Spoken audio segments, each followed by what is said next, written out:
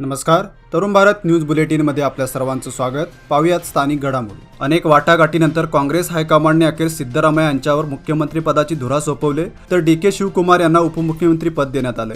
बहुमत मिळाल्यापासून काँग्रेससमोर मुख्यमंत्रीपदाचा पेच निर्माण झाला होता. मुख्यमंत्रीपदासाठी सिद्धरामय्या व डी.के. शिवकुमार प्रबळ दावेदार होते. दोघांकडूनही या पदावर दावा केला जात होता. त्यामुळे काँग्रेस हा तिढा कसा सोडवणार याकडे संपूर्ण देशाचं लक्ष लागलं होतं. गेले 4-5 दिवस बैठकांचा सपाटा सुरू होता. अखेर आज डी.के. शिवकुमार यांची मनधरणी करण्यात काँग्रेसला यश आलं आणि मुख्यमंत्रीपदाचा मार्ग मोकळा झाला.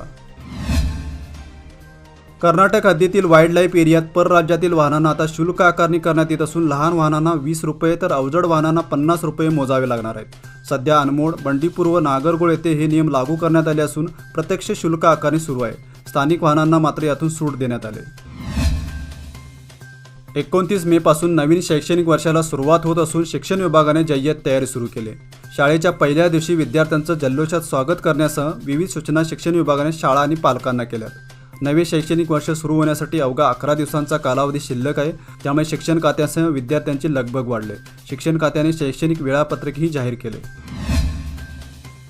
राज्याची राजधानी बेंगळुरू वगळता सर्वाधिक 18 विधानसभा मतदारसंघ असलेल्या बेळगाव जिल्ह्यात मतदारांचा नोटा चिन्हाकडे कल वाढतोय. 10 मे रोजी झालेल्या विधानसभा निवडणुकीमध्ये बेळगाव जिल्ह्यात 20,021 मते नोटाला पडलेत.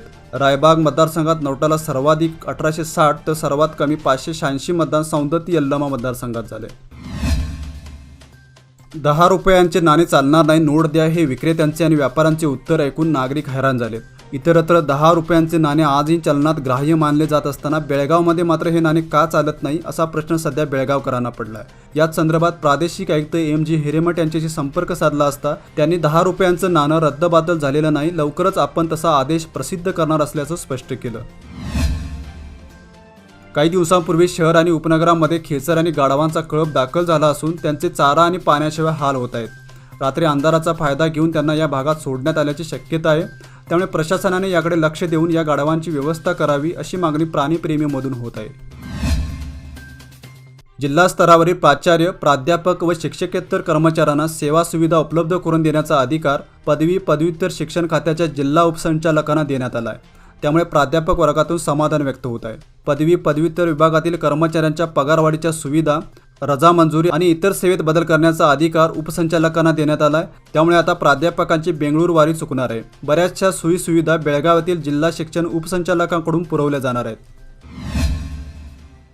खाद्यतेलाच्या किमती वाढल्याने यंदा खरीप हंगामात सोयाबीन आणि भुईमुगाच्या पेरणीत 10 ते 20% वाढ होईल असा अंदाज कृषी खात्याने वर्तवला आहे.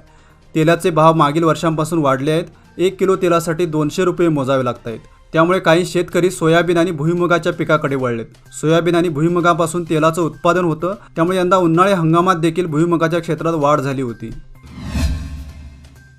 विधानसभा निवडणुका आता संपल्या असून गेल्या 6 महिन्यांपासून प्रलंबित असलेली कामे मार्गी लावण्याची मागणी नागरिकांमधून होत आहे. गेले 6 महिने निवडणुकीच्या कामामध्ये सरकारी कार्यालयातील अधिकारी व कर्मचारी गुंतले होते. निवडणुका संपल्याने ते आता पुन्हा कामावर रुजू झालेत.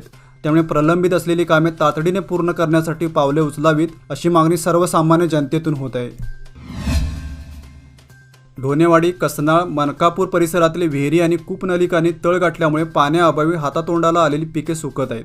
उन्हाळ्यात पिकांना जादा पाण्याची गरज असते, मात्र पाण्याच्या टंचाईमुळे बळीराजा अडचणीत सापडलाय. परिसरातील काही शेतकऱ्यांनी तर उभी पिके कापून जनावरांना घालण्यास सुरुवात केली.